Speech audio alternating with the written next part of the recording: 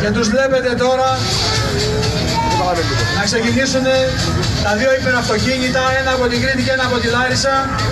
Βγάλαν υπερχρόνους πραγματικά στο πρώτο σκέλος,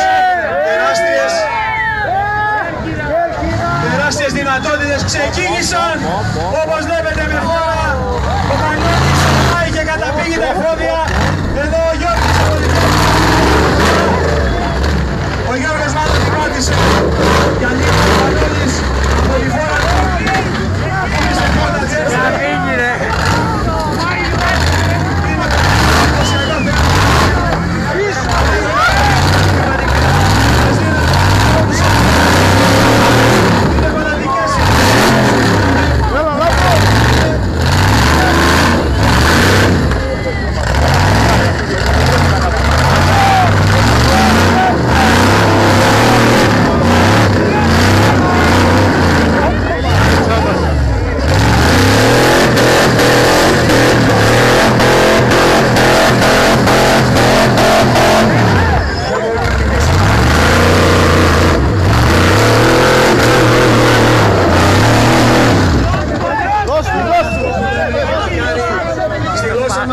Εγκαταλείπει την προσπάθεια ο Γιώργος.